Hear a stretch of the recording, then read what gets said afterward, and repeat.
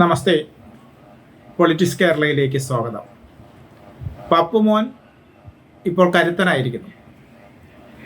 അതിശക്തമായ നടപടികളുമായി ഇന്ത്യൻ ജനാധിപത്യത്തിൻ്റെ സംരക്ഷകനായി മാറിയിരിക്കുന്നു ശ്രീ രാഹുൽ ഗാന്ധി.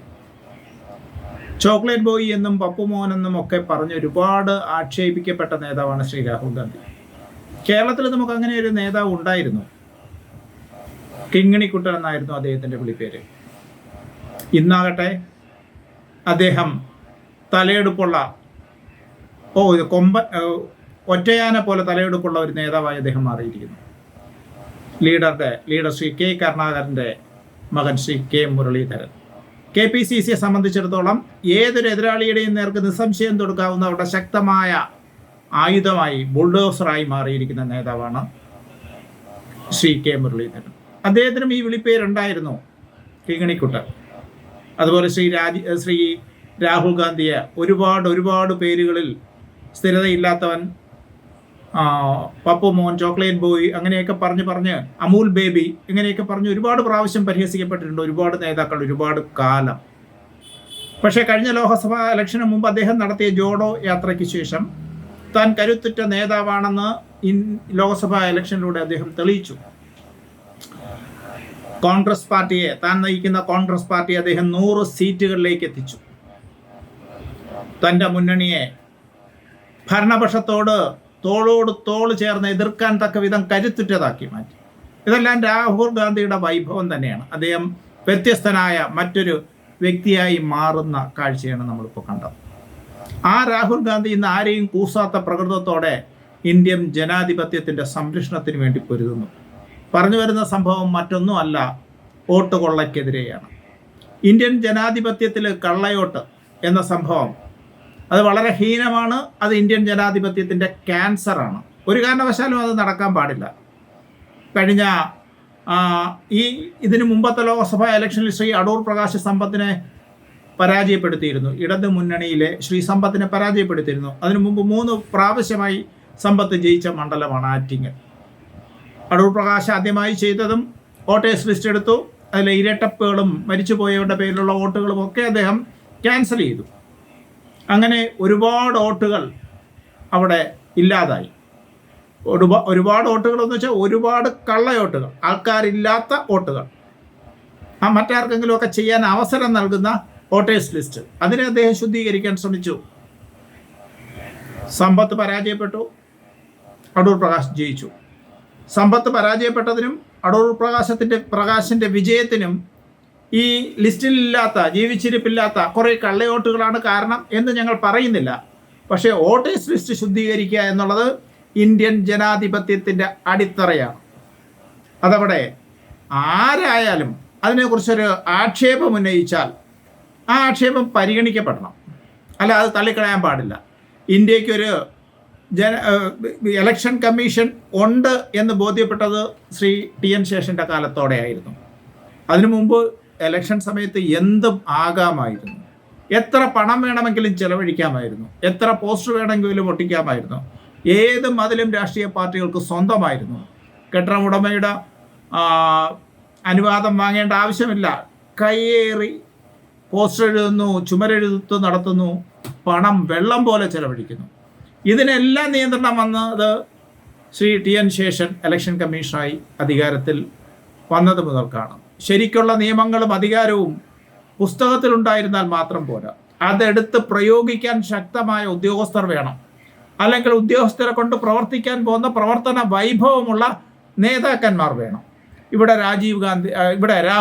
ശ്രീ രാഹുൽ ഗാന്ധി നേരത്തെ പറഞ്ഞതുപോലെ പപ്പുമോനെന്നും അമൂൽ ബേബിയെന്നും ഒക്കെ വിളിച്ചാക്ഷേപിക്കപ്പെട്ടിരുന്ന രാഹുൽ ഗാന്ധി ഇന്ന് വേറിട്ട വ്യക്തിത്വത്തോടെ താനൊരു പോരാളിയാണ് എന്ന് തെളിയിക്കുന്ന വിധം ഇന്ത്യൻ ജനാധിപത്യത്തെ സംശുദ്ധീകരിക്കാനായി ഇറങ്ങിത്തിരിച്ചിരിക്കുന്നു.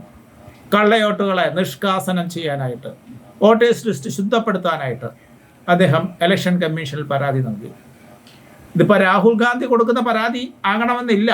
ഏതൊരു ഇന്ത്യൻ പൗരൻ വോട്ടേഴ്സ് ലിസ്റ്റിനെ സംബന്ധിച്ച് പരാതി കൊടുത്താലും അത് അനുഭാവപൂർവം പരിഗണിക്കുകയും വേണ്ടത്ര ഗൗരവത്തോടെ പരിശോധിക്കുകയും ചെയ്യാനുള്ള ബാധ്യത ഇന്ത്യൻ ജനാധിപത്യത്തിൻ്റെ ശ്രീകോവിൽ എന്ന് പറയാവുന്ന ഇലക്ഷൻ കമ്മീഷനുണ്ട്.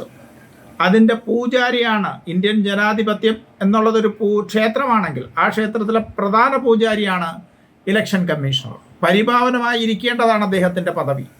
ഇന്ത്യൻ ജനാധിപത്യത്തിൻ്റെ സംരക്ഷണം വളരെയധികം ഇലക്ഷൻ കമ്മീഷൻ്റെ പ്രവർത്തനങ്ങളെയും കൂടി ആശ്രയിച്ചിരിക്കുന്നു. അവിടം പൊളൂട്ടഡ് ആയാൽ, കറപ്റ്റഡ് ആയാൽ, മലീമസമായാൽ തകർന്നു പോകുന്നത് ഇന്ത്യൻ ജനാധിപത്യമാണ്. നമ്മുടെ ഏറ്റവും വലിയ സ്വത്ത്, ലോകത്തിൻ്റെ മുമ്പിൽ ഇന്ത്യ തൊടുകുറിയായിരിക്കുന്നത് ലോകത്തിലെ ഏറ്റവും വലിയ ജനാധിപത്യ രാഷ്ട്രം എന്ന നിലയ്ക്കാണ്. ആ രാഷ്ട്രത്തിൻ്റെ വോട്ടേഴ്സ് പട്ടികയിൽ അശുദ്ധിയുണ്ടെങ്കിൽ, തെറ്റുണ്ടെങ്കിൽ, കള്ളത്തരമുണ്ടെങ്കിൽ ഇന്ത്യൻ ജനാധിപത്യത്തിൻ്റെ വിശുദ്ധിയാണ് ചോർന്നു പോകുന്നത്. അത് രാഹുൽ ഗാന്ധി പറഞ്ഞതുകൊണ്ട് മാത്രമല്ല, ആര് പറഞ്ഞാലും അത് കേൾക്കുക തന്നെ വേണം. ഇവിടെ പരാതി ഉന്നയിച്ചവർക്ക് നേരെ അനുഭാവപൂർവമായ തീരുമാനം ഉണ്ടായില്ല എന്ന പരാതി ഉന്നയിച്ച ഇന്ത്യ മുന്നണിക്കും രാഹുൽ ഗാന്ധിക്കും ഒക്കെയുണ്ട്. അത് പരിഹരിക്കാൻ തീർച്ചയായിട്ടും ഉത്തരവാദിത്വം ഇലക്ഷൻ കമ്മീഷണർക്കുണ്ട്. Chief election commissioner Shri Rajeev കുമാറിനുണ്ട്. അദ്ദേഹത്തെ ഇംപീച്ച് ചെയ്യാനുള്ള നടപടികളിലേക്ക് രാഹുൽ ഗാന്ധിയും ഇന്ത്യ മുന്നണിയും നീങ്ങുന്നതായി മനസ്സിലാക്കുന്നു. അവർ ആ തീരുമാനം എടുത്തു കഴിഞ്ഞതായി സ്ഥിരീകരിക്കപ്പെട്ടിട്ടില്ല, പക്ഷേ അതിനുള്ള ഒരുക്കങ്ങൾ അവർ നടത്തുന്നു എന്നത് വ്യക്തമാണ്. അങ്ങനെ ഇലക്ഷൻ കമ്മീഷണർ ഇംപീച്ച് ചെയ്യാനായി രാഷ്ട്രപതിക്ക് പരാതി കൊടുക്കാൻ ഇവർ മുതിർന്നാൽ തീർച്ചയായും അതിന്മേൽ ചർച്ചയും കാര്യങ്ങളും ഒക്കെ ഉണ്ടാവും. ഇവരുടെ ശ്രമം വിജയിക്കുമോ ഇല്ലയോ എന്ന് ആർക്കും തന്നെ പറയാൻ കഴിയില്ല. എന്നാൽ ആ ഒരു ശ്രമം ഇന്ത്യൻ ജനാധിപത്യത്തിൻ്റെ വോട്ടേഴ്സ് ലിസ്റ്റിനെ പരിശുദ്ധമാക്കാനുള്ള ആ ശ്രമം വളരെ ശ്രേഷ്ഠമായതായിരിക്കും. കള്ളവോട്ടുകളെ പ്രേരിപ്പിക്കുന്നത് ഇലക്ഷൻ സമയങ്ങളിൽ അവസരം കിട്ടിയാൽ ഏത് പാർട്ടിയും ചെയ്തു എന്ന് വരും. പക്ഷേ വോട്ടേഴ്സ് ലിസ്റ്റിൽ അപാകതയുണ്ടാകുക, തെറ്റുണ്ടാകുക, മരിച്ചവരുണ്ടാകുക, ഒരാളിന് പല വോട്ടുകൾ ഉണ്ടാകുക, ഇതൊന്നും ആശാസ്യമായ നടപടികളല്ല. തീർച്ചയായും പാർട്ടികൾ കള്ളവോട്ടിനെ പ്രോത്സാഹിപ്പിക്കുന്നതും ശരിയായ നടപടിയല്ല. അത് ജനാധിപത്യമല്ല. അത് മറ്റൊരു വിഷയമായിട്ട് സംസാരിക്കേണ്ടതാണ്. പാർട്ടികൾ ജനാധിപത്യ സംരക്ഷണത്തിന് വേണ്ടി സമ്പൂർണ്ണമായ പരിശുദ്ധമായ ജനാധിപത്യത്തിൽ ഊന്നി നിന്നുകൊണ്ട് രാഷ്ട്രീയ പ്രവർത്തനം നടത്തുന്നുണ്ടോ, അതോ അധികാരം കിട്ടാൻ വേണ്ടി ഒരു സ്പോർട്സ്മാൻ സ്പിരിറ്റിൽ, ഒരു ലഹരിയിൽ ജനങ്ങളെ കൂടെ നിർത്താൻ ശ്രമിക്കുന്നുണ്ടോ എന്നത് മറ്റൊരു വിഷയമാണ്. ഇവിടുത്തെ വിഷയം ഇന്ത്യൻ ജനാധിപത്യത്തിൽ വോട്ടേഴ്സ് ലിസ്റ്റ് സംശുദ്ധമാക്കുക എന്നതാണ് വിഷയം. അതിന് നേരെ വന്ന ഒരു പരാതിയെ ഏത് രീതിയിലും സ്വാഗതം ചെയ്ത് പരിശോധിച്ച് ഇന്ത്യയുടെ സമ്പൂർണ്ണമായ വോട്ടേഴ്സ് ലിസ്റ്റും പരിശുദ്ധമാക്കാൻ നമ്മൾ എത്ര അധികം പണം ചെലവഴിച്ചാലും അധികമാവില്ല. കാരണം പണം ചെലവഴിക്കേണ്ടി വരുന്നു എന്നതുകൊണ്ട് ജനാധിപത്യത്തെ ഉപേക്ഷിക്കാൻ നമുക്ക് കഴിയുമോ? പകരം ഒരു ഏകാധിപത്യം സ്വീകരിക്കാം എന്ന് വയ്ക്കാൻ പറ്റുമോ? സമർത്ഥരായ ഏകാധിപതികളുടെ കീഴിൽ രാജ്യം ഒരുപാട് പുരോഗമിക്കുന്നുണ്ടാവും. പക്ഷേ നമുക്ക് ആശാസ്യമായ ഭരണ സംവിധാനമല്ല ഏകാധിപത്യം. ഇന്ത്യൻ ജനാധിപത്യത്തെ ശക്തിപ്പെടുത്താനുള്ള ശ്രീ രാഹുൽ ഗാന്ധിയുടെയും ഇന്ത്യ മുന്നണിയുടെയും ശ്രമങ്ങൾ അത് വിജയിച്ചാലും വിജയിച്ചില്ലെങ്കിലും, മുഖ്യ തെരഞ്ഞെടുപ്പ് കമ്മീഷണറെ ഇംപീച്ച് ചെയ്യാനുള്ള രാഹുൽ ഗാന്ധിയുടെ ശ്രമം വിജയിച്ചാലും വിജയിച്ചില്ലെങ്കിലും സംശുദ്ധമായ ജനാധിപത്യം നിലനിർത്താനുള്ള രാഹുൽ ഗാന്ധിയുടെ പരിശ്രമം ചരിത്രത്തിൽ രേഖപ്പെടുത്തുക തന്നെ ചെയ്യും. നന്ദി, നമസ്തേ.